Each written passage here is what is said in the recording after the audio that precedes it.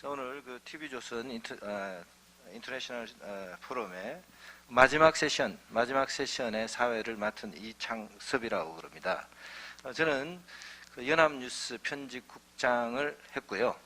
문재인 정부 들어서 문재인 정부와 생각이 다르다는 이유로 해고돼서 지금은 언론 자유 회복 운동을 하고 있습니다.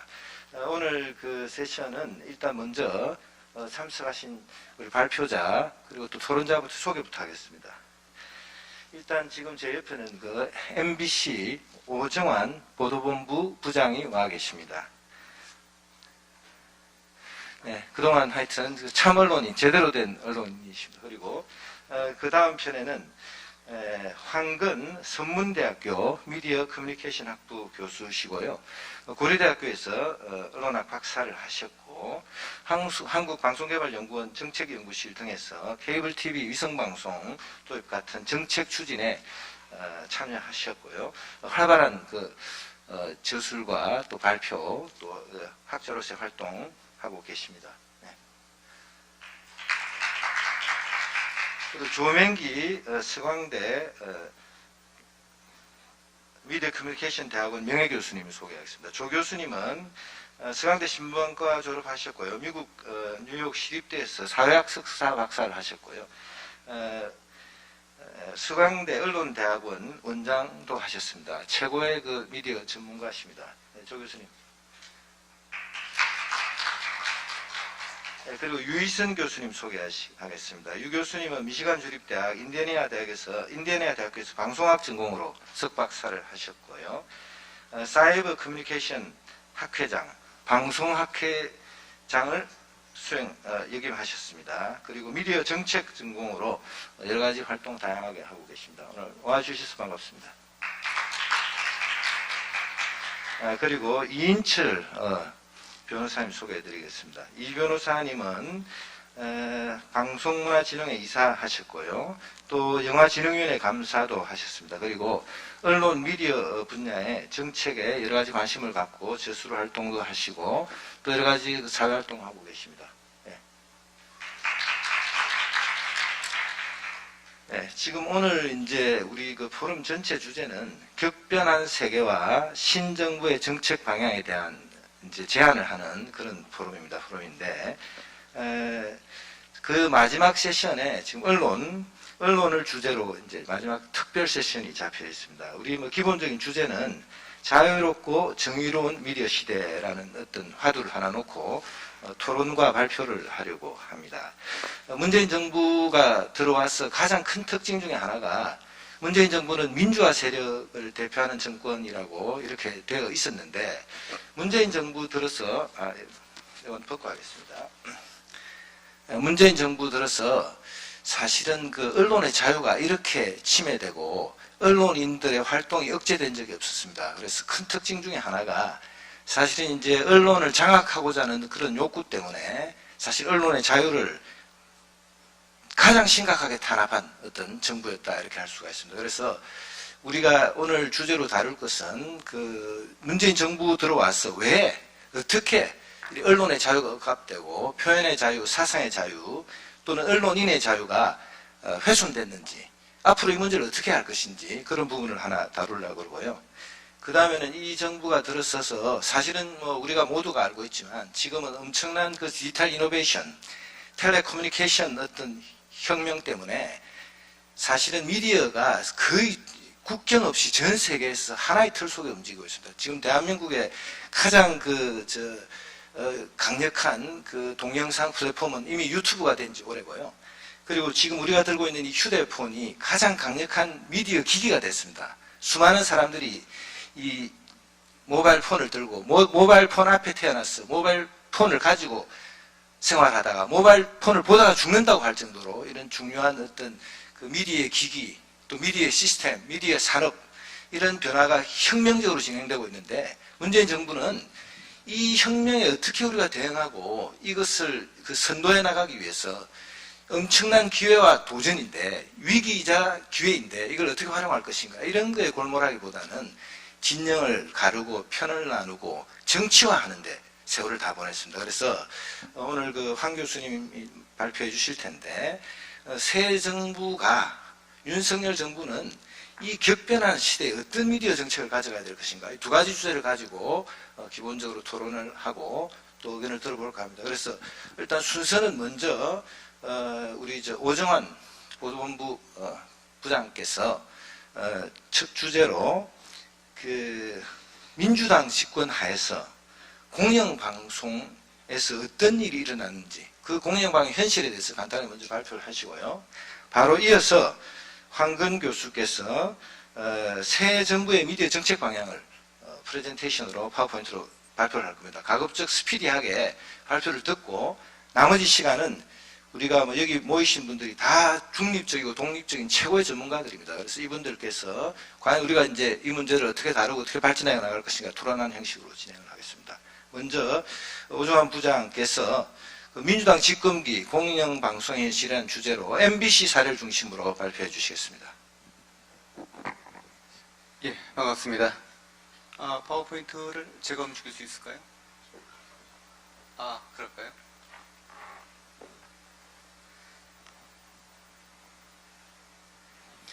예, 민주당 집권기의 공영방송의 현실을 MBC 사례를 중심으로 말씀을 드리겠습니다.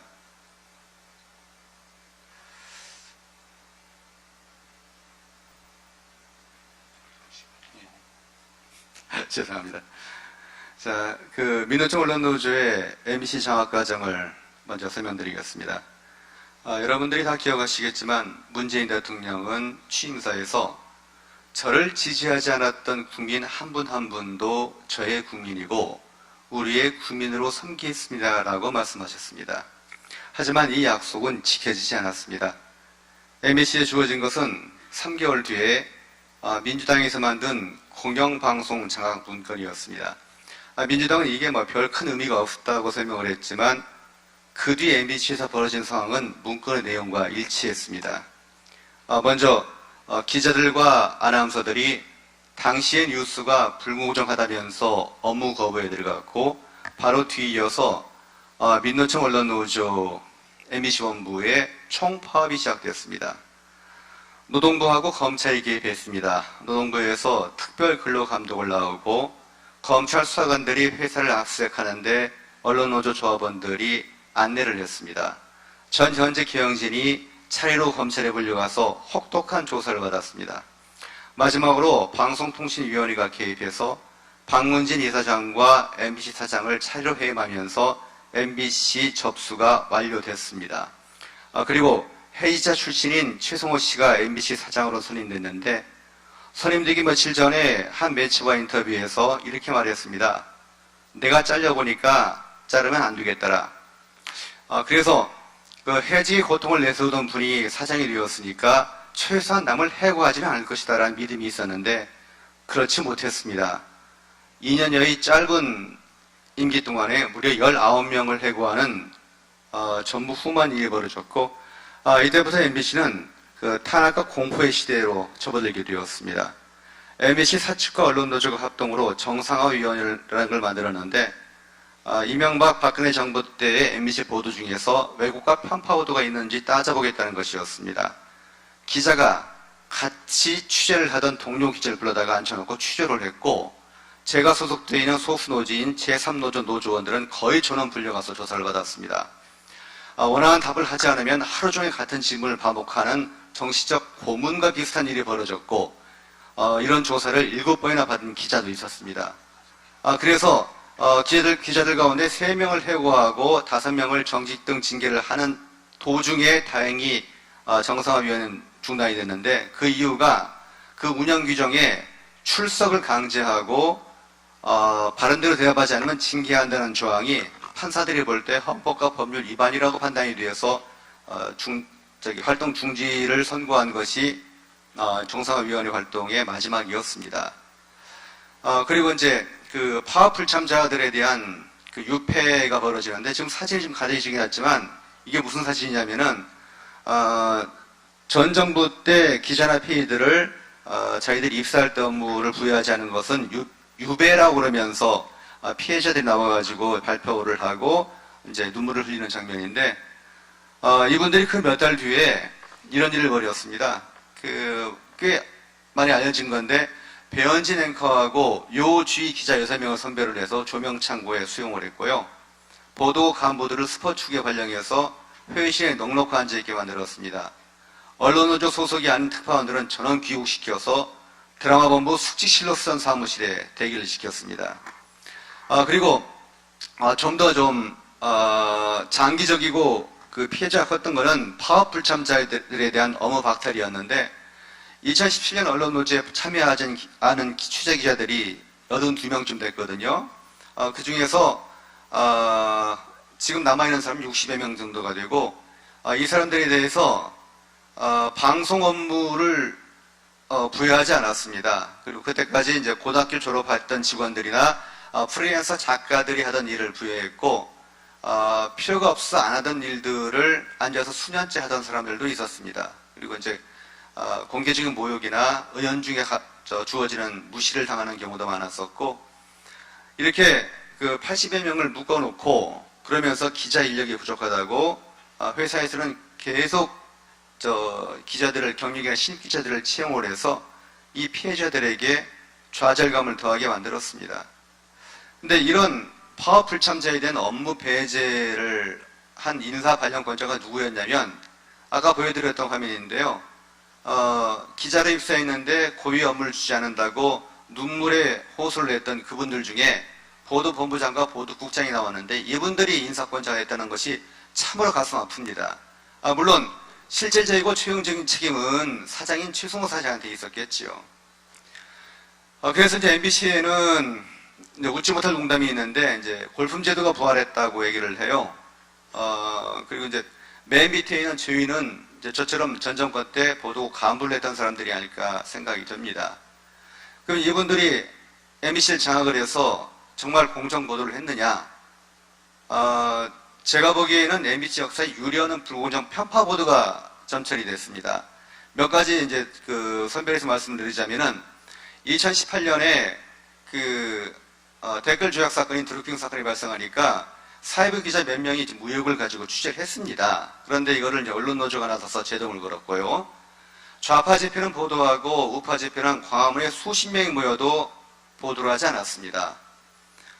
뉴스데스크에 정치적 참견 시점이라는 코너를 만들었는데 한 달 나간 기사를 분석을 해보니까 여당을 비판은 한 번 했는데 야당 비판은 21번이 될 정도로 편파적이었고요. 조국 전 장관을 지지하는 분들이 서초동에 모여 집회를 하는데 그 참석자 수를 지나치게 과장을 했죠. 딱 보니까 100만 명이었다는 것은 당시 보도국장 현 사장인 박성재 씨의 아주 유명한 발언이었습니다. 2020년에 코로나가 퍼지니까 신천지라는 종교 집단의 책임을 전가했고 채널A 기자와 한동훈 검사가 검언 유착을 했다는 주장을 단독 보도했는데 재판 과정에서 실체가 없는 것으로 드러나고 있습니다. 2021년에 대장동 비리가 터졌는데 이거를 늑장 보도를 한 것도 모자라서 유동규까지로 꼬리 자르의식 보도를 했다는 비판을 받았습니다. 윤석열 전 검찰총장이 대선 후보가 되니까 윤석열 죽이기에 나서가지고 인터넷에 윤석열 고발 사주라는 키워드를 입력을 시키면 MBC에서만 400건의 기사가 뜹니다. 올해 대선 과정에서는 여당 이재명 후보 동정은 공약 중심으로 야당 윤석열 후보 동정은 갈등 위주로 보도했습니다. 윤석열 후보에게 무속인 프레임 씌우기를 시도했는데 이거는 여러 가지 편파 보도 중에서 굉장히 효과적이었다는 분석이 있습니다. 그리고 윤석열 후보를 대장동 몸통으로 몰아갔던 보도들도 있었고요. 자, 그러면 MBC의 현실과 전망을 간략히 말씀을 드리자면은 하나의 예로 며칠 전에 박성호 씨가 뉴스룸 국장, 즉 보도국장으로 임명이 됐습니다. 어떤 사람이냐면은 이 사진 속의 맨 왼쪽 인물인데 가운데가 최승호 전 MBC 사장, 오른쪽이 박성재 현 MBC 사장입니다. 이 세 분이 아까 제가 말씀드렸던 MBC의 골품 제도가 부활됐다면 아마 진골에 해당할 것입니다. 박성호 씨는 2017년 이후에 MBC 뉴스데스크 앵커, 정치팀장, 정치당당 부국장, 워싱턴 특파원을 역임했습니다. 일반 기자들은 평생 살면서 그 중에 하나도 아마 해보기 힘들 겁니다. 이 모든 요직을 거친 다음에 보도국장까지 올라왔는데 정책 설명에서 이런 말을 합니다. 일관성 있는 잣대가 중요하다. 살아있는 권력 비판에 소극적이면 곤란하다. 둘 다 맞는 말입니다. 그런데 문제는 MBC가 지금까지 보도해온 것이 일관되게 좌파 편향 뉴스를 해왔거든요. 그런데 새로 들어선 우파 정부를 비판한다는 것에 대해서 실은 우려하는 목소리가 굉장히 많습니다. 이게 혹시 2008년에 광우병 보도가 이어지는 것이 아닌가 뭐 그런 우려입니다. 근데 이제 MBC 내에서 지나치게 한쪽으로 그 구성원들이 치우쳐 있습니다. 거의 대부분 기자들이 일노조에 가입되어 있고요. 직원들이 일노조에 가입되어 있고 나머지 두 개는 좀 미약한데 제가 소속되어 있는 3노조에서 그동안 5년 동안에 그 경영진을 비판하는 성명을 200여 차례 발표했고 인권 타협에 대한 각종 소송과 국내외 민원을 10차례 이상 제기했습니다. 그 결과인지 언론노조가 그동안의 공정보도라는 모토는 포기하고 최근에는 언론 독립을 주장하는 것도 뭐 성과라면 성과라고 할 수 있겠습니다. 하지만 민노총의 정면으로 봤을 정도의 세력은 안 되고요. 그런데 이제 언론노조원들은 MBC 직원들이요. 정권이 바뀌고 대통령이 바뀌고 사장이 바뀌어도 자신들의 회사 지배는 흔들리지 않을 것이라고 확신을 합니다. 그 이유는 먼저 주요 간부들을 전부 자기들이 독식을 하고 있다는 거죠. 특히 국장 이상은 그 언론노조나 PD연합회, 기자협회 같은 직능단체 간부 출신이 아니면 거의 없습니다. 이 때문에 언론노조원들 사이에도 노조 간부를 하지 않으면 승진 기회가 없을 것이라고 생각을 하고 회사를 떠나는 경우도 있다고 들었습니다. 또 하나가 제도 장치인데 공정방송위원회는 참 좋은 제도이긴 하나 여기서 노조 측이 누구누구를 불구정하다고 지목을 해서 문책과 보직 해임을 요구하면 들어주게 되어 있습니다. 이것은 사실상 간부들에 대한 징계권을 언론노조가 쥐고 있는 것이 아닌가라고 의심할 수밖에 없습니다. 단체 협약에 주요 국장들에 대한 임명 동의자와 중간평가제가 규정되어 있는데 이 중에서 중간평가제는 현 정부 때는 실시하지 않았습니다. 아마 그 경영진이 바뀌게 되면 강력한 무기가 될 것입니다. 그리고 하다못해 시청자위원회조차 선임위원회에 노사가 각각 절반씩을 차지하고 있는데 그러니까 노조에서 반대하게 되면은 시청자위원조차 선정을 못합니다. 이것은 그 외부 통제를 사실상 봉쇄한 거 아니냐는 비판을 받을 수 있을 것입니다. 언론노조가 MBC를 어떻게 장악을 했으며 이걸 어떻게 극복할 것인가를 생각을 해보면 먼저 선전선도에 굉장히 능했습니다. 위에 나오는 사진을 본 분들도 계실 겁니다. 2017년 영화 공범자들이 나온 장면인데 오른쪽에는 이우한 PD가 눈을 쓸고 있는 장면입니다. 연출입니다. 그 왼쪽에 있는 그 외부업체 직원들이 하던 일이었거든요. 하지만 이 사진은 그 노조 탄압에 대한 강렬한 이미지를 남기는 데 성공했습니다. 아래 사진은 잘생긴 그 남자 아나운서, 여자 아나운서들이 상복을 입고 기자회견을 하는 장면인데 굉장히 효과적인 선정 수단이라고 할 수가 있죠. 참고적으로 그 이완 PD는 지금 MBC 경남의 사장으로 가 있고 아래 사진의 마이클 작구이나 아나운서는 지금 MBC 뉴스데스크 앵커를 하고 있습니다. 또 하나가 직원들에 대한 공포심입니다. 대표적으로 2012년 파업중에 입사한 경력 기자들이 거의 10년 동안 집단 따돌림을 당하고 있는데 무시하기, 말 안 하기 이런 그 사소하고 치졸한 방법이긴 하지만 이 피해자한테는 거의 죽음과 같은 고통입니다. 그러니까 본보기를 보여주는 거죠. 또 하나가 자기들에게 맞섰던 전 경영진은 회사를 그만둔 다음에도 끝까지 보복을 합니다. 최기화 기획본부장이 방송문화진흥회 이사가 되니까 몰려가서 귀에 대고서 집으로 돌아가라고 고함을 치는 봉변을 줬습니다.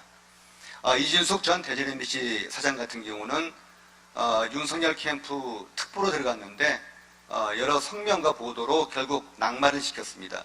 그래서 MBC 직원들이 이렇게 생각합니다. 우파 정부 때 좌파는 손해를 본다. 하지만 좌파 정부 때 우파는 매장당할 수 있다는 공포심이 있습니다. 그래서 편하게 살려면 왼쪽으로 붙어야 한다는 거죠. 자, 그런데 MBC는 공영방송이고 국민의 소유입니다. 그것이 이제 특정 정치 세력의 손에서 벗어나야 될 텐데 그러기 위해서는 공영방송 내부의 개혁이 우선되어야 되겠고, 또 한편으로는 우리 사회의 국민 주권 회복을 위한 관심과 노력이 필요하다고 생각합니다. 감사합니다.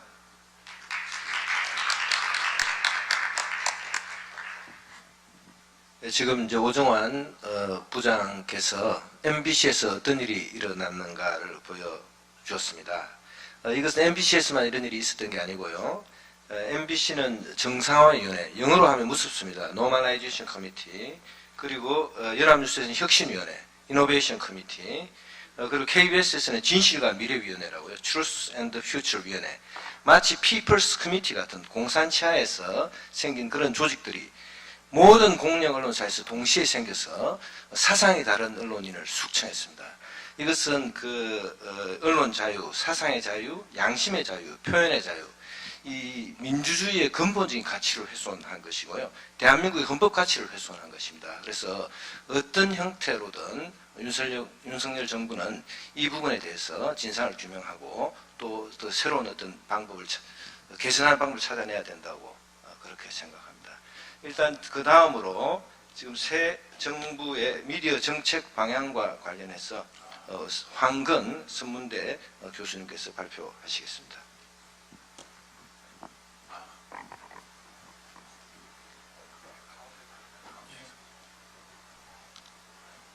네, 안녕하십니까. 선문대학교 황근 교수입니다.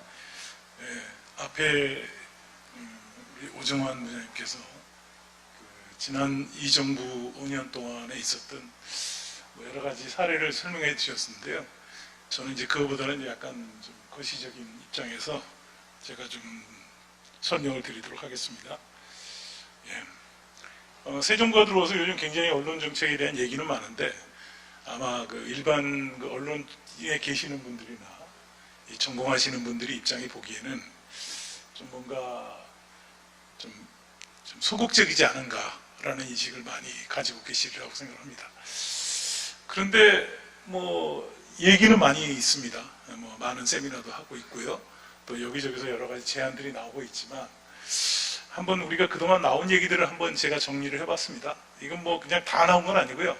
여기 3개를 적었는데 앞에서 얘기한 대로 지금 언론의 자유가 글쎄요, 이게 여러 국제기구나 이런 데서 평가하는 기준과는 달리 실제 한국의 언론 자유가 얼마나 그동안 좋아졌는지 나빴는지에 대한 평가는 좀 우리가 고민해 봐야 될 것 같습니다. 근데 제가 그냥 학자적으로 보면 좀 지나친 과잉 규제 상태가 아니었나 하는 생각이 듭니다. 물론 이제 아까 얘기한 대로 MBC처럼 굉장히 좀 어떻게 보면은 권위주의 시대에 했던 방식도 있지만 실제적으로 모든 법제화 이런 것이 언론의 자유를 신장시키기보다는 좀 억제하는 방식으로, 그래서 정부가 바라는 방향으로 언론이 따라와 주기를 바라는 방식이 아니었나 하는 것들을 좀 여기 생각이 좀 필요하고요. 사실 지금 전 세계적으로 언론의 현상은 우리뿐만 아니라 다 똑같습니다. 국가의 권력으로부터 거의 지금 자꾸 이탈돼 나가고 있는 상황이고요. 극단적으로 얘기하면 언론의 권력이 국가 권력보다 더 센 느낌도 있습니다. 언론이라고 통칭하긴 뭐하지만 전 세계에 이런 상태로 가면은 어느 학자 시장에 계신 분들이 하는 얘기가 있는데, 미디어 업계에 계신 분들이 하는 얘기인데, 앞으로 5년 이내에 지구상의 언론은 구글밖에 남을지도 모른다라고 하는 얘기가 있을 정도입니다. 언론사는 아니지만 그만큼 영향이 큽니다. 국가도 제어가 안 되는 상태인데 우리는 국가가 너무 많은 것들을 하지 않았나. 또 한국 사회가 가지고 있는 굉장히 독특한 게 있죠. 특히 이제 한국의 진보 정권이라고 하는 쪽에서 항상 내세우는 공익성, 퍼블릭 인터레스트라는 게 지나치게 과잉 성장을 해가지고 지난 5년 동안 너무 공익 포비아가 되지 않았는가라고 하는 것이 제가 가진 생각이고요.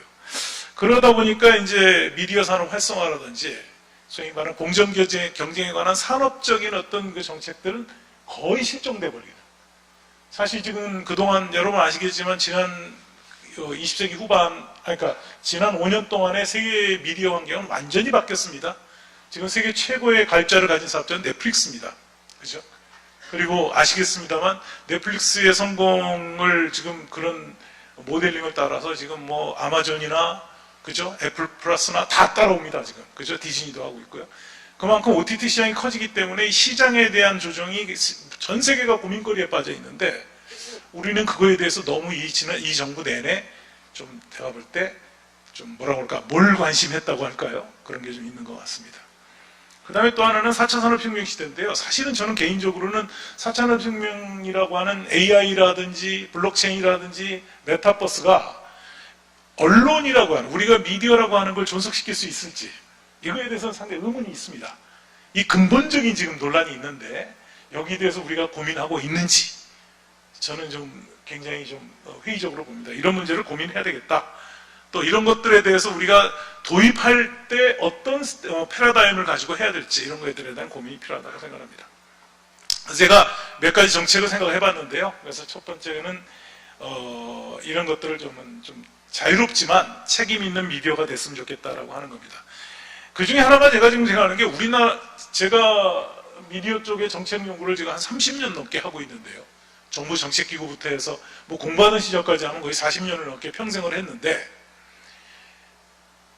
규제를 완화하고 점점 미디어가 발달하게 되니까 사전에 규제하는 방식보다는 사후로 해야 되겠고 가급적이면 이런 규제를 좀 정부가 덜 관여하는 방식으로 진화해가는 것에 대한 요구는 이미 30년도 더 된 요구사항인데 그걸 우리 아직도 못하고 있습니다. 쉽게 생각하면 우리나라의 미디어 관련법은 포지티브 규제 방식을 취하고 있습니다. 이게 무슨 소리냐면 미디어라고 하는 법에 그 용어가 들어가야지만 미디어로서의 책무와 규제를 받을 수 있게 돼 있어요. 사업을 할 수 있다는 거죠. 거기에 안 들어가면 못해요. 근데 지구상에 그렇게 하는 나라는 몰라요. 사회주의 국가 몇 개하고 우리 정도밖에 없는 거 아닌가 싶은데 이거 하나 고치지 못하고 있는 나라입니다. 심지어 어떤 학자들은 지금 우리가 방송법이라는 것이 이런 게 왜 필요할까? 그죠? 방송법 안 고치고도 지금 뭐 넷플릭스 뭐고 다 들어와 있는데, 그죠? 그러니까 이런 것들을 하고 있는데 이런 것조차 안 되고 있는 것 같고 도리어 비현실적이고 위헌 소지가 있는 이 정부는 언론중재법도 지금 하겠다고 하죠. 언론중재법이 아무것도 아닌 것 같지만은 그거는 언론에 종사하는 사람들한테는 큰 위협적 소구입니다. 언제든지 나는 저 법에 의해서 매장될 수 있다. 그죠? 언제든지 나는 개인적으로나 언론사 전체적인 차원에서 손해를 볼 수 있다. 라고 생각한다면 언론 못하죠. 그 행위 자체가 위축되는 거죠. 이건 안 되는 건데요. 그리고 법에 굉장히 많은 비현실적인 조항들이 우리는 법에 너무 많습니다. 그래서 이런 것들도 고쳐야 되는데 안 고쳐져 왔다 하는 거고요. 그 다음에 인허가 제도를 가지고 이 정부가 얼마나 심하게 했는지는 제가 여기서 자세히 설명 안 하겠지만 인허가 제도라는 게 어떻게 보면 이게 전 세계적으로 별로 바람직한 제도가 아닌데 완화되고 있는 추세인데 이 정부의 5년 동안은 인허가 제도가 굉장히 강해졌습니다. 거기에 또 상당히 많은 그 심사 방식도 문제지만 심사 내용이 공익성, 공영성, 무슨 공공성 이런 것이 거의 70% 이상을 차지하고 있습니다. 굉장히 추상적인 항목들이죠. 그러니까 언론사들이 자기가 숨을 쉴 틈이 없었다. 이런 것들도 좀 문제 생각해야 될 것 같고요. 그 다음에 이제 4차 산업혁명 얘기는 지금 뭐 여러 거버넌스 얘기도 있고 이러지만 이 분야에 대해서는 실종됐다는 겁니다. 특히 ICT 쪽에 전공하는 분들의 그 분야에 계신 분들의 얘기는 뭐냐면 현재의 방송통신위원회로 되어 있는 이 기구는 전체 시장의 3분의 1도 안 되는 미디어 때문에 70% 이상 되는 통신 시장에 대한 규제는 하나도 이루어지지 않았다. 정책 자체가 5년 동안 없었다는 거예요. 그 정치 싸움 하다가. 그러니까 이거는 이제 우리가 한번 생각해 봐야 될 문제가 아닌가 생각이 듭니다. 클립미디어는 지금 인터넷에 대한 여러 가지 얘기들이 있습니다. 가짜뉴스 문제도 있습니다. 뭐 가짜뉴스를 정치적인 용어라서 제가 설명하기는 어렵습니다만은 어쨌든 인터넷에 지금 떠다니는 뉴스의 상당 부분이 여러 가지 반사회적인 내용도 많습니다. 그리고 진위로 확인할 수 없는 것도 많고요. 이런 것들에 대해서 우리가 한번 국가와 민간이 공동으로 뭔가 해보겠다는 것조차도 우리는 해본 적이 없어요. 다른 나라는 그나마 그것도 효율적이지 못하지만 그나마 하지 않습니까? 페이스북이나 구글이나 전부 다양한 정부하고 협력을 해서 여러 가지 스스로 클린 하려고 노력하는데 정화하려고 우리는 그런 것조차 해본 적이 없어요. 그냥 법만 만들겠다. 국회에 되어 있는 인터넷의 가짜뉴스와 관련된 규제 지금 법만 거의 7, 8개입니다. 그러니까 규제를 하겠다는 것 외에는 아무 답이 없는 거죠. 그 다음에 언론의 권력기관, 제가 이거는 좀 그런데요. 지금 한번 생각해 보십시오. 이 정부가 출범할 때 가장 큰 내세운 모토가 투명하게 하겠다는 거였습니다. 뭐 그게 정책이든 뭐 대통령의 여러 가지 그 행위든, 그죠? 그런데 실제 언론이 과거의 정부보다 정부의 그런 정보에 얼마나 더 가까이 접근할 수 있었는지 한번 생각해 보십시오. 그렇지 않죠? 제가 여기 사례를 얘기 안 하더라도, 그죠? 가급적이면 정부기관이라든지 정권 권력과 관련된 정보에 접근하지 못하도록 계속 다양한 조치들을 취해왔어요. 이런 것들은 풀어나가야 되겠고, 이것이 제가 볼 때는 앞으로 우리가 미래의 선진국으로, 진짜 진정한 우리가 선진국으로 나가려면 그런 것들은 이제 풀어내야 된다. 이건 뭐 새 정부가 해야 될 일입니다. 그리고 권력은, 정치 권력은 언론이라든지 사회적 감시를 받을 때 그 권력이 힘을 받는 겁니다. 당장은 위축되는 것 같지만 그것이 힘을 받을 수 있는 거죠. 숨어있는 권력은 절대로 힘을 받을 수가 없습니다. 그런 거고요. 그 다음에 정보광고제도는 설명 안 하겠습니다만 지금 우리나라에서 제일 큰 광고 대행사가 언론진흥재단입니다. 정부 광고 1조 원을 넘게 하고 있거든요. 그거 가지고 전부 공공기관들이 여러분 생각에는 뭐 정부기관밖에 없는 것 같지만 그렇지 않습니다. 은행들도 다 들어와 있고요. 공기업들 다 들어와 있습니다. 어마어마하게 큰 회사들이 거기 들어와 있습니다. 그거 가지고 수없이 많은 그 매체들에게 정부 광고를 분배해주고 있습니다. 대행해주고 있는 거죠. 뭐 형식적으로 대행사니까요. 그런데 그거는 얼마든지 그저 정부가 마음대로 휘두를 수 있는 돈이라는 거죠. 뭐 그렇게 안 한다고 할지는 모르겠습니다. 그러나 실제 권력은 그걸 쓸 수 있는 가용성을 가지고 있죠. 왜 정부가 이걸 가지고 독점하게 운영하는지 저는 이해할 수가 없습니다. 그래서 이런 것들도 우리가 좀 풀어나가야 되겠다는 게 제 생각이고, 지원사업도 마찬가지입니다. 4차 산업혁명 시대가 얘기하면 저는 이런 생각을 합니다. 4차 산업혁명 시대에 우리가 할 수 있는 게 뭘까요? 저는 그렇게 생각합니다. 언론이 과연 얼마나 기계에 종속되지 않고 기존의 언론 행위와 관련된 것이 효율적으로 이루어지고 더 그죠? 바람직한 형태로 나갈 수 있는 걸 고민해야 되고 그런 기술 개발을 해야 되는 거죠. 그런데 우리는 어떻게 되어 있느냐? 새로운 형태의 언론, 다양한 새로운 첨단 기술을 가지고 나온 언론은 무조건 진입장벽에 막혀서 못 들어와요. 들어오는데 엄청 힘듭니다. 우리 한국 사회가 가지고 있는 굉장히 공통적인 특징이죠. 지난 수십 년 동안. 지금도 마찬가지입니다. 그래서 샌드박스 제도, 규제 샌드박스 제도 정부가 했지만 규제 샌드박스 제도를 통해서 지금 신규 미디어가 지금 허가받은 거 하나도 없어요. 못 들어옵니다. 그러면 이건 언제든지 통제가 될 수 있다는 거죠. 아까 얘기한 대로 포지티브 규제 방식을 취하고 있기 때문에요.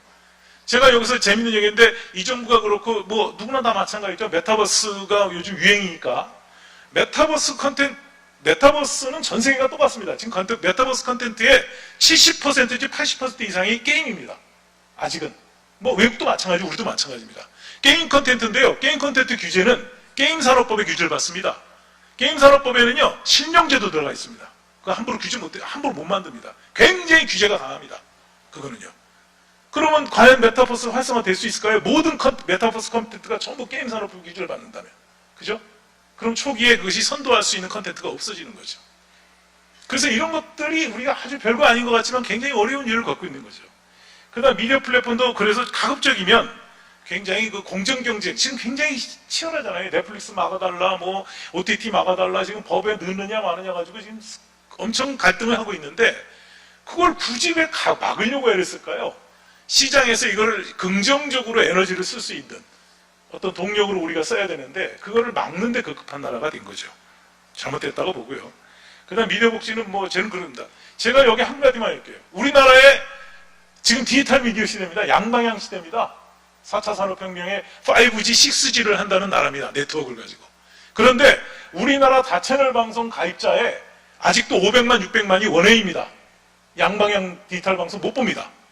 그거 하나 지금 투웨이로 못 가는. 근데 그 원웨이로 지금 다채널 방송을 보는 가입자들 대부분이 지역의 소외계층의 가난한 분들이에요.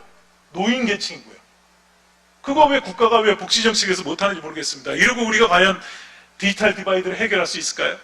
이런 문제는 왜 국가가 고민하지 않을까요? 저는 그런 것들도 이제 고민할 때가 됐다. 이 코로나 바이러스 때문에 국민들한테 몇 조를 갖다 뿌리는 나라인데 그거 기껏해야 뭐 1, 2천억이면 되는 이 인프라 사업을 국가가 안 해준다는 게 이해가 안 되지 않습니까? 그러니까 그런 것도 고민해 봐야 될 것 같습니다. 뭐 이런 것들은 그래서 뭐 그런 것들을 여러 가지 해야 될 것 같고요. 그래서 이제 공영 미디어에 대한 얘기하면 우리나라 공공 미디어 너무 많아요. 여러분들 별거 아닌 것 같지만 KBS, MBC만 있는 게 아닙니다. 정부가 가지고 있거나 정부가 지분을 가지고 있거나 정부가 운영하는 채널들이요 거의 100여 개에 가깝습니다. KBS 자회사만 해도 채널이 10개 가까이 되잖아요. 그죠? 그렇게 하면은 거의 7, 80개가 넘습니다. 거기 공공 채널, 공익성 채널까지 하면 수십 개가 있습니다. 너무 많죠. 부처마다 하나씩 다 만들고 있어요. 거기다가 지자체까지 만들고 있습니다. 그죠? TBS의 재미를 많이 봤거든요, 정치인들이. 그죠? 서울시가 가지고 있는 교통방송 가지고 상당히 정치적으로 재미를 봤잖아요. 그러다 보니까 경기도 도의회는 자기네도 만들겠다고 작년에 통과시켰어요. 그럼 뭐 이렇게 되면 뭐 너도 나도 만들면 되지. 그럼 모두가 다 공영방송이고 공익방송이고 모두가 다 공공방송이라고 주장해요. 그런데 그 수많은 공공 채널들이 과연 그 허가를 준 기준은 뭐냐면 전문성입니다. 그 분야에 해당되는 정보를 주라는 거예요. 그런데 그렇게 하고 있나요? 그거 맞춰 조정이 안 되죠. TBS가 시사 뉴스 하면 안 되는 겁니다. 법적으로 안 되는 거예요. 그 허가사항이 없습니다. 그건 기본적으로. 근데 그냥 놔두잖아요. 심지어 지구상에서 나라가 홈쇼핑까지 하는 나라입니다. 그죠? 국가가 홈쇼핑 채널을 운영하는 나라예요. 정부 산하기구가 바로. 이런 과대된 공공 영역은 좀 해야 되고요. 그 다음에 공영방송도 마찬가지입니다. 뭐 여러 가지 뭐 KBS, MBC 문제는 앞으로 상당히 시각 갈등이 있지만 과연 이 방송들을 계속 유지해야 되느냐 그런 의문이 가지고 있습니다. 거버넌스 문제는 뭐 나중에 뒷부분 얘기하기로 하고요. 그 다음에 지금 KBS, MBC 다 마찬가지죠. 공영방송들 너무 많아지고 시장에서 시청률은 떨어지니까 이제는 경영 압박을 받기 시작하고 있습니다. 돈 올려달라고 그러죠. 그러면 광고 수입은 어차피 지금 모바일이나 인터넷으로 넘어간 상태니까 확장될 가능성이 없어요. 그러면 유일한 방법은 수신료밖에 없죠. 그러니까 MBC도 수신료 같이 우리도 달라고 그러는 거고. 그러면 수신료는 뭐 그냥 주나요? 국민 재산인데요. 국민의 돈을 가지고 했으면은 그거를 투명하게 운영할 수 있는 양대 조건이 성립이 돼야 되죠. 공영방송에 대한 분명한 원칙도 있지만 그 원칙을 제대로 하고 있는지, 돈을 제대로 쓰고 있는지, 이거 매우 중요한 일인데 그거에 대해서는 거버넌스 고치는 것만 생각하지 수신료 문제는 아무도 고민하지 않아요. 왜 내 돈을 내고 있는데 왜 고민하지 않죠? 그리고 그 돈 어떻게 쓰는지 지금 아십니까? KBS가 어떻게 갖다 쓰는지 모르시잖아요. 여기 계신 분들. 기자분들도 모를 거예요 아마. 그렇죠? 그거 참 황당하죠. 그런 것들도 있습니다. 자, 그 다음에 이거는 제가 표를 참가하니까 보시고요. 이렇게 많습니다. 제가 그냥 대충 얘기한 것만 이렇습니다. 그 다음에 이제 이 공적 채널에 대한 여러 가지 문제가, 왜냐하면 이게 두 가지입니다. 공공기관이 가지고 있는 산하기관으로서의 일종의 인력 해소 방안도 하나 있고요. 퇴직 공무원들이 마치 교육부가 전국에 있는 학교들이, 사립학교들이 퇴직 공무원들 자리 가져가는 똑같습니다. 그런 것도 있고요. 또 이것이 공공채널이니까 채널의 뭐 일부는 의무 편성으로 또 들어가 있단 말이에요. 그러니까 너무 좋은 거죠. 그리고 돈은 정부 돈, 국가재정 가지고 어쨌든 공적기관 쓰니까 손해날 거 없는 거죠. 그러니까 이런 것들 때문에 그러니까 지금 이상하게 되어 있는 의무 편성 제도도 이제 바뀔 때가 됐다. 제가 볼 때 이게 이런 것들도 우리 생각해 봐야 되고요. 근데 공공지대 이거는 중요한데요. 한번 볼까요? 공공소유가 뉴스를 하는 방송사를 국가나 공공기관이 소유한다. 지금 이 시대에 맞다고 생각하십니까? 절대로 권력 감시가 안 되죠. 그거는. 물론 전 세계적으로 공통점이 있습니다. BBC도 마찬가지입니다. 글로벌 뉴스는 국가가 운영하는 경우가 많습니다. 그건 경쟁력이죠. 국가가 가져야 될 굉장히 중요한, 그죠? 중요한 정책 사업이기 때문에 글로벌 뉴스는 전 세계 선진국도 마찬가지입니다. 국가가 많이 운영합니다. 공공채널이 하든지 공익방송이 하든지 합니다. 뭐 그런 건 좀 필요합니다. 근데 우리는 도리어 글로벌 채널에 대해서는 국가가 무시해요. 별로 관심이 없어요. 그죠? 그런데 국내 뉴스 가지고 공공 채널들이 뉴스한다. 그래서 이거 국가가 가지고 있는 지분이라든지 직접 운영하는 뉴스와 관련된 채널을 하지 않는 것이 맞다. 이게 제 생각이고요. 이런 것들을 한번 그리고 각각의 목적에 맞는 방송에 맞추자 하는 얘기입니다. 공영방송 얘기만 하면 제일 중요한 건 어디까지 가져갈 거냐인데 사실 이게 지금 의미가 중요한 게 없어요. 왜냐? 지금 공영방송이라고 하지만 실제로 완벽하게 공영방송 시스템으로 운영되는 그런 방송은 지구상에 별로 없습니다. 섞여 있어요. 상업적 목적과, 그죠? 상업적 재원 구조와 공공 재원 구조 이런 게 섞여 있거든요. 그러니까 이거를 과연 어떻게 합리적으로 지형을 다시 만들 거냐가 중요한 거지. 너 민영이고 너는 공영이다. 이건 중요하지 않다고 저는 생각합니다. 그리고 공영방송이라 하더라도 시장에서 경쟁력이 없으면 살아남을 수가 없어요. 실제 시청률이 지금 KBS, MBC가 평균적으로 따지면 한 3% 정도 된다고 봐요. 뭐 이제 낮은 시간대도 있고 또 좋은 시간대도 있지만 평균적으로 그렇잖아요. 그러면 지금 종합편성 채널이라는 게 보통 1.5% 정도 선인데요. 별 차이 없는 거죠. 심지어 수백만의 구독자를 가지고 있는 1인 유튜버보다도 못한 경우도 나오죠. 시청률. 그렇지 않습니까? 어떻게 보면 충성도로 보면 1인 유튜버가 그죠? 훨씬 더 그 영향력이 큽니다. 그죠? 구독자의 충성도가 높기 때문에. 그런 거 생각해보면 이게 과연 공영방송이라는 게 뭐 이렇게 우리가 꼭 해야 되느냐 말아야 되느냐 이런 거는 조금 더 거시적으로 볼 필요가 있다. 그런 생각이 들고요. 법제도가 필요한 건 맞습니다. 중요한 건 제도도 마찬가지고요. 그런데 수신료 제도는 한번 고민해봐야 됩니다. 그 대신 조건이 있죠. 공영방송이 어떻게 제대로 할 거냐. 이거 그리고 필요한가. 국민들한테 이게 설득이 돼야 됩니다. 아마 지금 저도 수업 시간에 학생들이 물어보지만 학생들의 수업 시간에 물어봐서 공영방송 필요합니까? 물어보면요. 필요하다고 생각하는데 일부 있어요. 그런데 왜 필요하냐고 물어보면 그 다음에 답이 없어요. 보지도 않는데요. 이렇게 되는 거죠. 그렇게 되는 거하고 똑같습니다. 그러니까 우리가 아는 관념적인 거하고 다를 수도 있죠. 그래서 좀 그런 것들이 좀 필요하고 그래서 제가 공영방송을 규제기구 가지고 고민하지 말고 아예 독일처럼 수신료위원회 가지고 하자. 조건은 정확하게 공영방송의 경영 상황이나 재원구조 상황을 정확하게 투명하게 감시할 수 있는 장치가 되고 합리적으로 그거를 운영할 수 있는 시스템을 가지고 있다면 이걸 가지고 하는 것이 맞다 하는 것이 그 제 제도입니다. 그렇게 보시면 되겠고요. 그 다음에 거버넌스 문제는 저는 그렇게 봅니다. 우리는 거버넌스면은 그냥 정치권이 정치 권력 아니면 여야가 KBS, MBC를 어떻게 구조적으로 통제하느냐의 문제만 가집니다. 오로지 정치적 섹터에서의 거버넌스만 고민했죠. 지금도 사실상 그렇거든요. 법에는 없지만 여야가 정치권에서 추천한단 말이에요. 이사회를.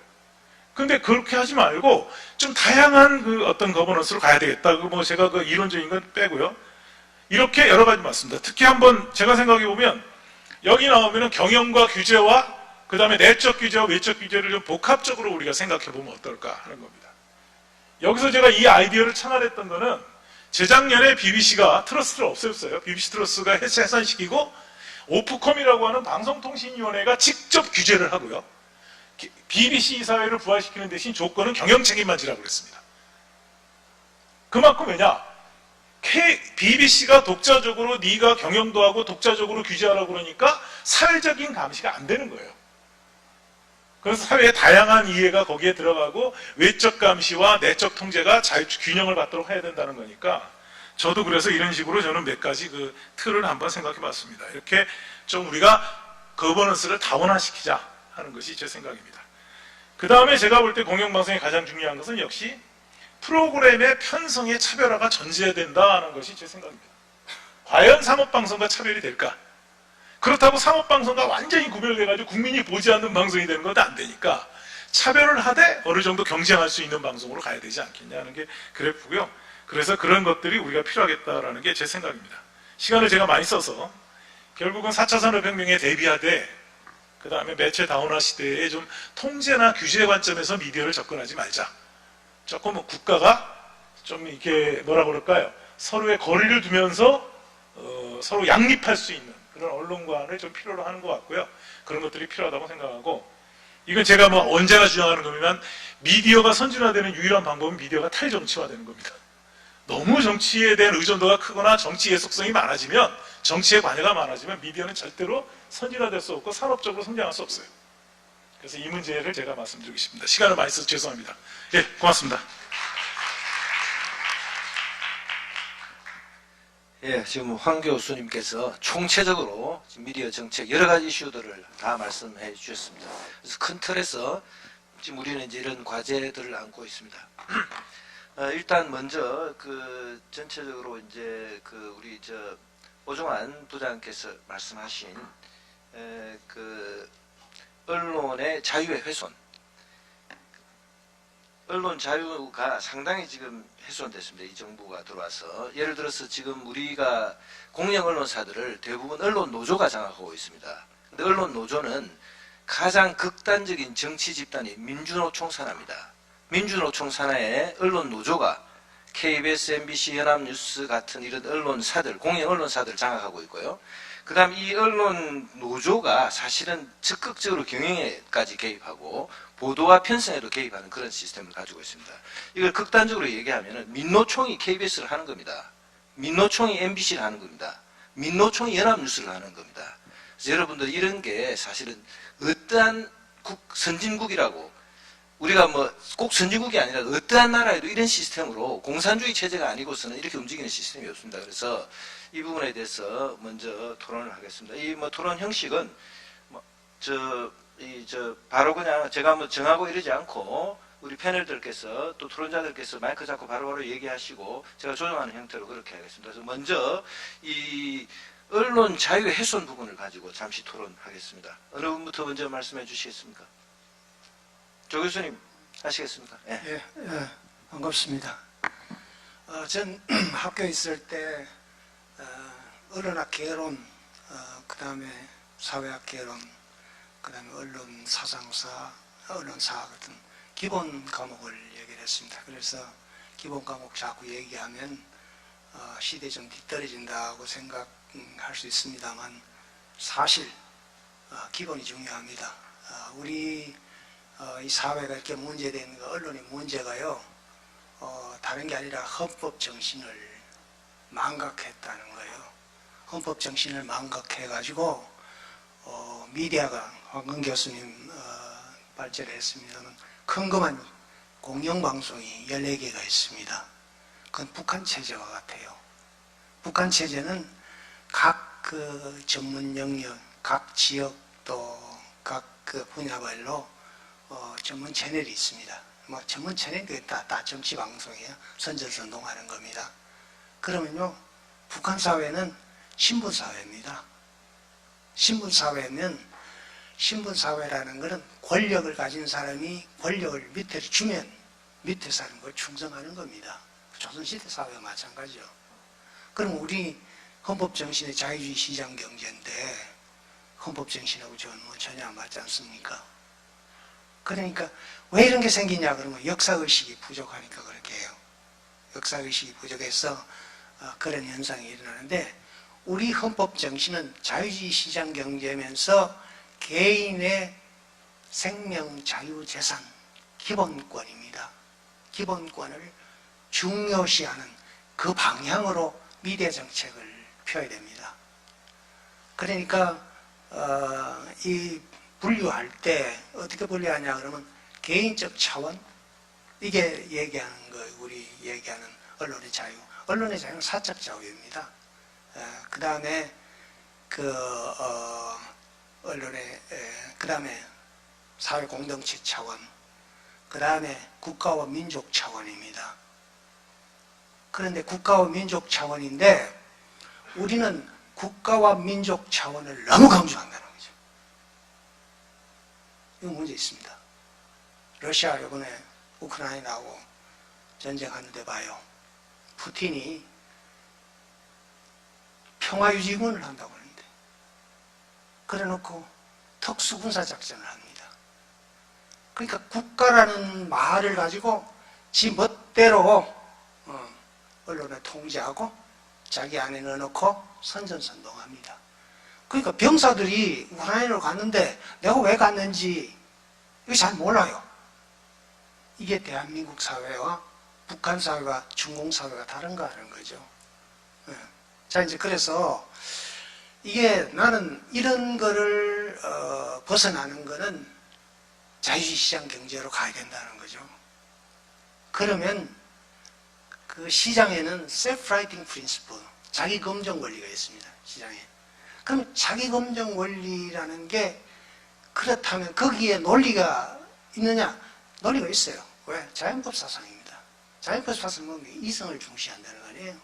자, 그러면 우리의 헌법 정신이 누가 만들었냐 하는 헌법 정신 들어가 봅시다. 이 조선일보, 혁신조선일보 1924년 11월 1일 날 민세 안재홍 선생이요. 민세 안재홍 선생이 그분이 조선일보의 신사명이라는 걸 얘기를 했어요.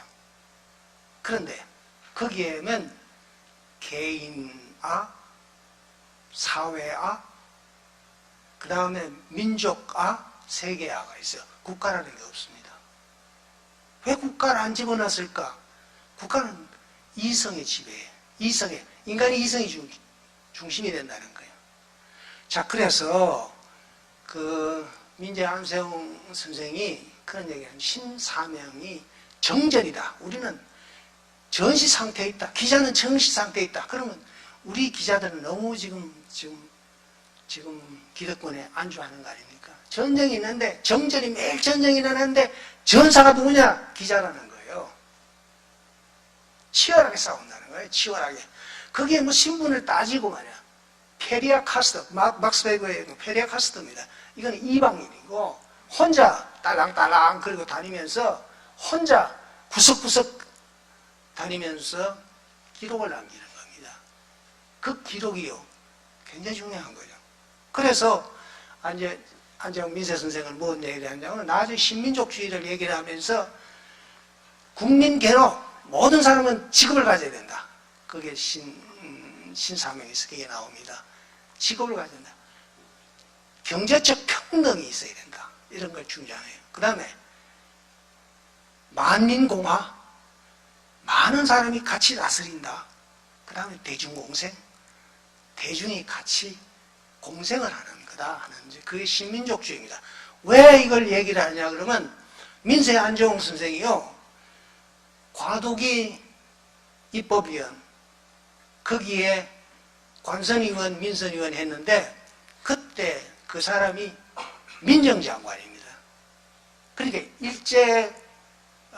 그러니까 미군정에서 민정장관이거든요. 그러면 요즘 총리격입니다. 그런데 거기에 누굴 집어넣냐 그러면 과도입법위원회 거기에 남조선 과도입법위원회는 누굴 집어넣냐 그러면 이광구 씨를 집어넣습니다. 서울신문 주필하던 양반입니다. 그래가지고 1년 6개월 동안 헌법을 다 이렇게 만들었어요. 그리고 이승만 정권이 독립정신에 보면 이승만 정권이 대통령이 가진 게 이게 코스모폴리타니즘, 세계민족주의입니다. 세계시민주의입니다. 그러니까 인터넷이 우리가 디지털 혁명이라고 그러는데 벌써 우리 헌법 정신은 벌써 지금 UN 감시 하에서 그걸 헌법을 만들었거든요. 세계에서 가장 선진화된 헌법을 만들어낸 거예요. 그러니까 그 민세 안재욱 선생도 독일의 자유법 사상을 그대로 갖고 이승만 대통령이 세계 시민주의를 가지고 결합해가지고 만드는 게 우리 헌법입니다. 거기에 민세 안재욱 선생은 일본 치하에서 9번의 깜빵을 갔다 왔어요. 아주 맞아가지고요. 그냥 일본 사람들한테 경찰한테 맞아가지고 그냥 저녁에 되면 그냥 비가 오면 그냥 몸이 그냥 쑤시고 아파요. 그런데 그 사람이 국가를 그 안에 집어넣었을까? 헌법 정신에 집어넣었을까? 아니에요. 이성에 의한 정신, 자유법 사상을 집어넣은 겁니다. 자, 그렇다면 세계 시민주의면 우리가 국가를 경쟁을 할 수 있잖아요. 그리고 셀프 라이팅 프린시플. 그러니까 내가 얘기하는 거는 이거는 생산망으로서 공급망으로서 미래에도 경쟁하자 이거야. 왜 공영방송 왜 못해? 우리가 북한 체제냐? 아니잖아요. 국가가 자유를 줘? 아닙니다. 그럼 그게요. 세계인권선언이고 그 무드가 그리고 그 맥브라이드 보고서라 그러면 그 맥브라이드 보고서는 정보의 자유로운 유통에는 절대로 국가가 개입하면 안 된다. 소리는 반대했죠. 그 특수성입니다. 우리는 보편성을 주장합니다. 그러니까 자유로운 유통에서는 거기에 원리가 뭐냐? 우선 정보 단위를 개인, 수용 단위를 개인으로 한다. 그리고 정보에는 불평한 정보의 부당, 그러니까 불평등이 없어야 된다. 그렇죠. 그 다음에 세 번째는 인권을重視해야 된다. 인권이 뭡니까? 생명 자유재산 아닙니까? 그게 나오는 건데, 자, 우리 이번에 그 코로나가 1천만 명입니다. 1천만 명인데 대만은 2만 1,000입니다.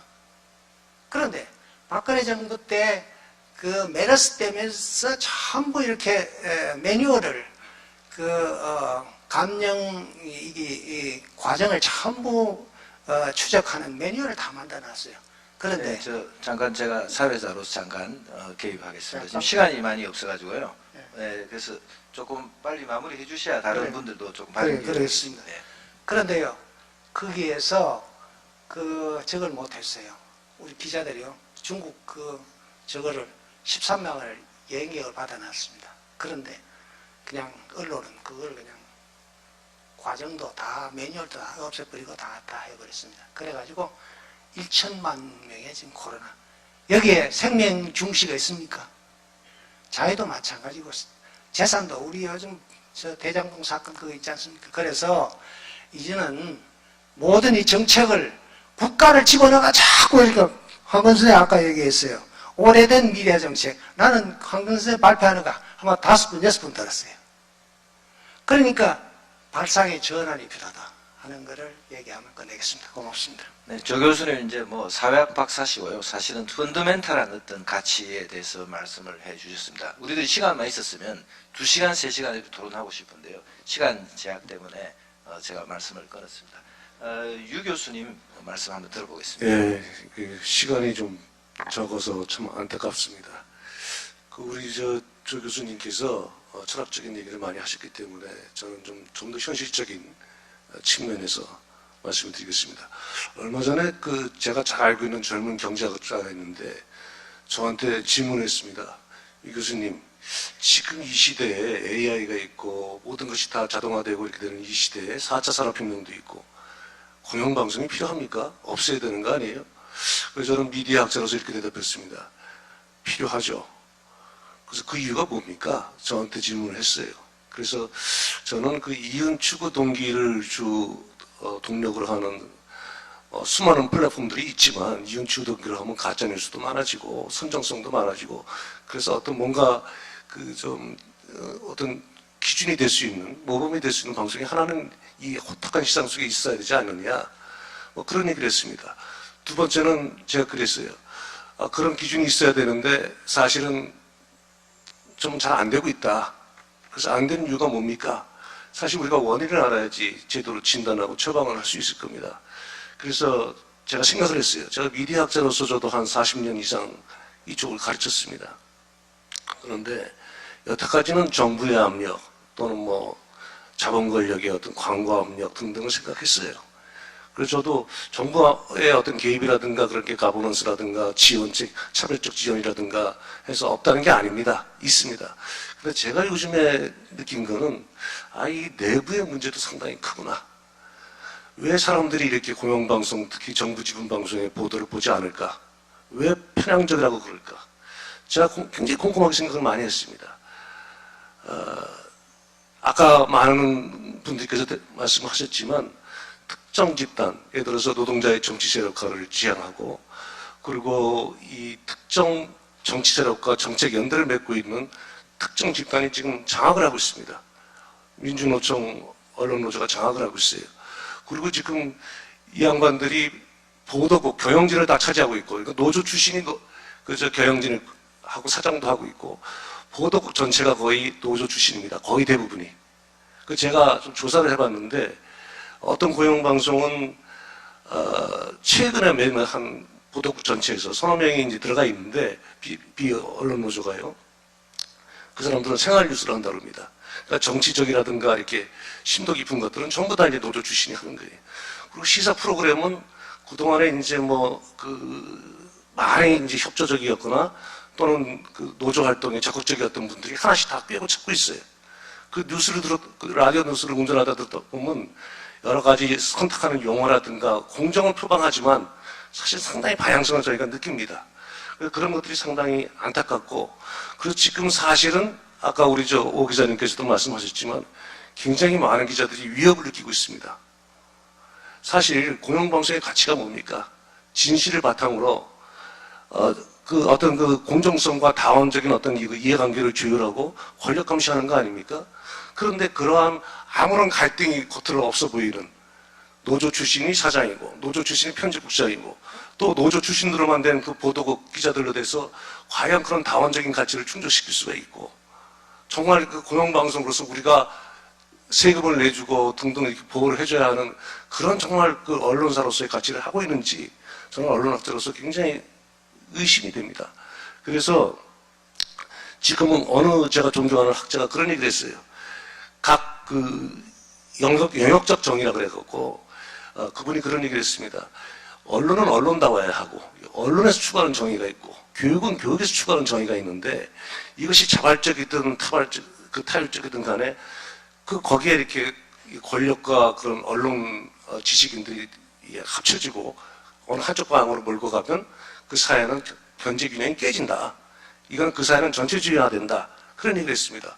그리고 이분들이 사실 그 옛날에 한층 갈등이 있던 때와는 달리 아무런 갈등이 없어서 평화로 보이지만 지금 또 하나를 이제 미래를 추구하고 있습니다.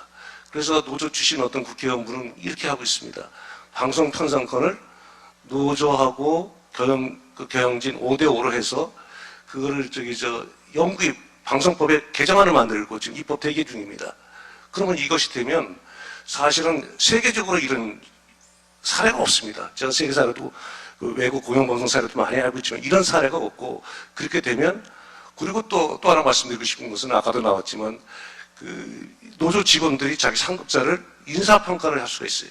그래서 인사로서 내려오게 할 수가 있습니다. 이런 시스템, 이 불평등한 시스템 속에서 또는 어떤 공포와 위협으로부터 아무 말도 못하는 견제와 균형이 상실된 이런 시스템에서 과연 국민들은 어떠한 어떤 이 공익이라든가 국민 다수를 이렇게 어우릴 수 있는 그런 방송을 우리가 기대할 수 있겠습니까? 그래서 만약에 그런 방송 편성권 또는 단체 협약에 따른 그런 그 불균형적인 게 개선이 되지 않으면 그분들은 굉장히 행복할 겁니다. 완벽한 노영방송의 완성이 되는 거예요. 그래서 제가 제안을 합니다. 지금 그 아까도 나왔습니다만 디지털 시대에 과연 우리가 웬만한 정보는 다 많은 그 플랫폼으로부터 얻고 있는데 너무 공영방송이 많습니다. 그래서 공영방송의 적정 규모가 뭔가 우리가 책임을 지고 또 우리가 재원을 조달하는 그런 공영방송의 적정 방안 그리고 운영 방안은 뭔가 예를 들어서 말이죠. 예를 들어서 정부가 여러 가지 가버넌스 뭐 이런 거 통해서 개입을 많이 하고 있는데 정부 개입을 최소화시켜야 됩니다. 이건 독일도 그러고 있고 굉장히 많은 나라들이 그렇게 하고 있어요. 그래서 공영방송이면 다양한 목소리가 들어갈 수 있게 해야 되고 그리고 공영방송 이사라든가 이거는 제가 계속 강조를 했는데 봉사직으로 해야 되고 그리고 정치 권력 진출을 법적으로 어느 정도 일정 시간 제한을 둬야 됩니다. 그리고 정부 지분 방송 같은 경우는 아까 황금 교수도 얘기를 했지만 정부 지분 방송이고 정부의 영향을 받는 방송이 이거 시사 프로그램하고 일반 편향적인 그런 걸 한다는 거는 국가적으로도 이건 올바른 게 아닙니다. 그래서 언론인은 그거죠. 보수든 진보든 틀린 건 틀린 거다. 맞는 건 맞는 거다. 하고 아름다운 프로, 전문성과 윤리성을 가진 아름다운 프로로서 기능하는 게 참된 언론인이 그 사명이지 왜 언론인이 권력과 야합하고 그렇게 해야 됩니까? 교수님 시간이 너무 많이 돼가지고 5분밖에 안 남아가지고요. 예, 됐습니다. 그래서 저는 노조는 우리가 방송은 방송법으로 접근해야 되고 노동법으로 접근하기보다는요. 그리고 한 말씀만 드리자면 우리가 더 이상 보수든 진보든 룰 오브 러라는 게 있어요. 법에 의한 지배, 룰 바이 러가 아니라 법치에 의한 다수당이 뭔가를 만들어서 그렇게 언론중재법 같은 걸 만들어서 탄압하려고 하는 그런 게 아니라 법치에 따라서 우리 방송이 제대로 섰으면 그런 제가 이제 학교를 떠나는데 그런 노교수 입장으로서 말씀을 마무리하겠습니다. 감사합니다. 네, 말씀 감사하고요. 이인철 변호사님 말씀해 주십시오. 마지막이니까 시간이 요 끝이죠 이제. 네, 거의 마지막 5분이니까요. 지금 5분 정도만 쓰시고 한 3, 40초만 좀 남겨주시기 바랍니다. 예, 뭐 올해 마지막 한 사람들은 이렇게 앞에 분들이 다 좋은 말씀하셔서 뭐 얘기가 남아있지가 않은데 앞에 분 하신 말씀을 생략을 하고 간단하게 저거만 말씀을 드리겠습니다. 지금 말씀하신 것처럼 이제 미디어 특히 공영방송이 정파적으로 운영되고 있는 정치적으로 운영되는 문제가 있고 이걸 지금 어떻게 개선할 것인가라는 문제가 있는데 공영방송 개선에 대한 문제들은 뭐 이제 많이 앞에서 말씀하셨으니까 저는 기본적으로 미디어 가치의 혼란 상황이 지금 현재 가장 큰 문제라고 생각을 합니다. 이게 사실 우리가 뭐 넷플릭스를 보시면 알겠지만 미디어가 바뀌었죠. 컨텐츠 자체가 직접 수용자와 접촉하는 그런 상황이 되다 보니까 종래 미디어 뭐 신문이면 신문, 방송이면 방송이 갖고 있던 가치들이 지금 서로 현재 콘텐츠로 나타난 상황에서 거의 적용하려다 보니까 가장 큰 문제지 뭐 공정성 같은 개념에 과연 콘텐츠에 적용할 수 있냐 이런 문제들이 생깁니다. 그래서 저는 미디어 가치를 재정립해야 될 필요가 있다고 생각을 하고요. 기존의 방송법상 가치로서 이제 많이 논해지고 있던 공정성 가치, 다양성 가치, 투명성 가치 이 세 가지 가장 핵심적인 논쟁거리인데 이제 공정성 가치 부분만 좀 말씀을 드리면 이게 공정성 개념이 굉장히 불명확하거든요. 불명확 개념입니다. 이게 뭐 중립성, 뭐 불편부당성 여러 가지로 해석될 수 있는 다의적 가치이기 때문에 이것이 정파적으로 분열된 사회에서는 정치 수단으로 사용됩니다. 그러니까 상대방의 방송이 공정하지 않다라고 해가지고 공격하는 수단이 되고 있고요. 이게 이제 방송통신심의위원회에서 각종 심의 사례에서 치열한 논쟁거리가 되고 그 심의 결론에서 수용하지 않는 그런 문제가 생기고 특히 아까 노조 문제가 나왔는데 노조가 2012년도 MBC나 KBS 파업 때 내세운 것이 파업 문제가 뭐냐면 방송이 공정하지 않다. 방송 공정성을 고치기 위해서 우리가 파업을 한다는 것을 주장해서 그게 이제 방송 공정성이 과연 근로 조건이 될 수 있냐는 어떤 유명한 사건까지도 있었는데 기본적으로 그런 공정이라는 가치 자체에 대해서 이것이 정파적으로 사용되는 상황이라는 것은 우리 사회에서 공정성 가치 자체를 다시 한번 생각해보는 것이 아니냐. 이것이 정치적으로 사용되고 있는데 이 부분에 대해서 가치의 재구성이라든가 그런 걸 하는 논의가 좀 필요하다라는 생각을 한번 해보고요. 그런 가치의 재구성과 함께 이것이 결국 여러 사람들 이해관계자라든가 학자들에서 논의가 돼야 되겠지만 국민적 합의가 필요하다. 이런 것이 오늘의 정파적인 미디어 상황에 있어서의 어떤 선결 과제라고 한번 생각을 해봅니다. 이상입니다.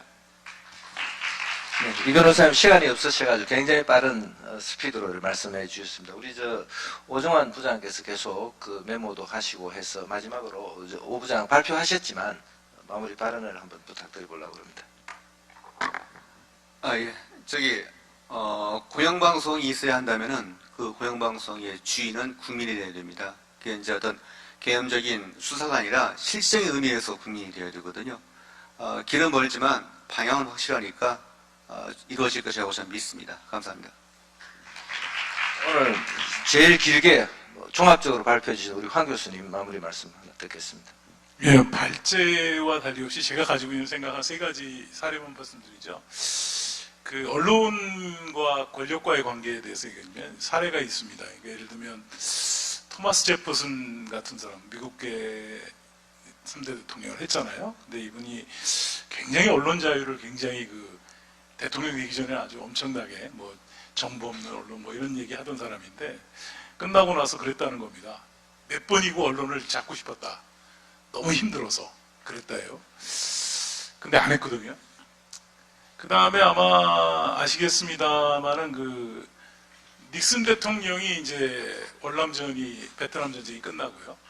철수하고 나서 가장 그 사람의 그 얘기를 들어보면 가장 힘들었던 게 이제 내부의 전쟁에서 졌다. 그게 이제 그 언론과 이런 것들이 워낙 비판적이었기 때문에 그 전쟁에 힘을 못 썼다. 뭐 이런 얘기도 하고요. 그 다음에 아마 가장 많이 알려진 사례는 이제 마가렛 대처입니다. 대처도 포클랜드 전쟁이라고 들어보셨을 거예요. 아르헨티나하고 전쟁을 했죠. 그때 BBC가 아르헨티나의 국방장관과 인터뷰를 했고요. BBC에서 한 번도 적이라는 표현을 안 썼어요. 아군이라는 표현도 안 쓰고요. 그러니까 그냥 제3자적 입장에서 보도했거든요. 근데 그 당시 BBC가 지금은 뭐 10년에 한 번인데 그때는 15년에 한 번씩 치컷장을 이제 여왕의 이름으로 나가는데요. 그때 이제 장관이 주게 돼 있죠. 근데 주지 말자. 안 주면 어떻겠냐. 이거 우리나라 방송 아니지 않느냐 했다는 거예요. 그런데 밑에 있는 사람들이 다 말렸다는 겁니다. 그런 적이 없다. 그러니까 그 세 가지 경우가 바로 뭐냐면 국가권 언론이 발전하고 언론이 자유로워지고 책임 있게 되는 거는 국가 권력이 그거를 견뎌내는 것이지 그거를 이기려고 하면 안 됩니다. 그럴 때마다 언론은 성장했고 그것이 언론의 자유가 한 단계 더 성숙했거든요. 그러니까 우리도 이제는 그럴 때가 되지 않았는가. 사실은 이제 지난 정부 진보 그래서 정부에서는 이제 마무리 그렇게 할 줄 알았는데 못했거든요. 시간이 거의 끝나가지고. 그러면 이번에 보수 정부가 들어섰다면 과연 그런 철학을 가지고 한번 접근해보는 건 어떨까? 자, 이제 생각이 마무리 듭니다. 발언하겠습니다. 네. 마무리하겠습니다. 시간이 문재인 정부 들어서 사실은 심각한 그 언론 자유의 퇴행이 있었습니다. 역사적 반동이 있었다고 저는 생각합니다. 역사의 수레바퀴가 뒷걸음질을 쳤습니다. 메이저 매체가, 레거시 매체가, 공영 언론이 가짜 뉴스를 만드는 그런 나라가 됐습니다. 광우병 보도 아시죠? MBC에 메이저 매체가, 공영 언론사가 가짜 뉴스를 만드는 것입니다. 그래서 지금 저희들 생각하기에는 뭐 여러 가지 우리 정책적인 이슈들도 있지만 윤석열 정부는 제 생각에는 그렇습니다. 언론자유회복위원회, 범국가적인 차원의 언론자유회복위원회 같은 것을 만들어가지고 도대체 이 문재인 정부 아래서 각 공영 언론사에서 어떤 일이 일어났는지, 왜 기자들이 공포에 두려움에 떨면서 자기 검열을 하는 그런 나라가 됐는지, 개인의 자유, 국경을 넘는 미디어로 발전해야 되는데 왜 우리는 폐쇄적으로 우리끼리 진영을 갈라서 싸웠는지, 이것을 한번 우리가 진지하게 들여다보고 규명하고, 그리고 이런 4차 산업혁명 시대에 맞는 새로운 어떤 미디어 시스템, 산업으로서의 미디어, 공공재로서의 미디어를 어떻게 가져갈 것인지 진지하게 의논하는 그런 기회가 있었으면 좋겠습니다. 오늘 시간이 더 있었으면 너무 좋은 말씀들 많이 하셨고 또 더 들을 수 있었는데 시간적 제약으로 인해서 여기서 마치게 되길 굉장히 안타깝게 생각합니다. 오늘 저희들 마지막 특별 세션 여기서 마치겠습니다. 감사합니다.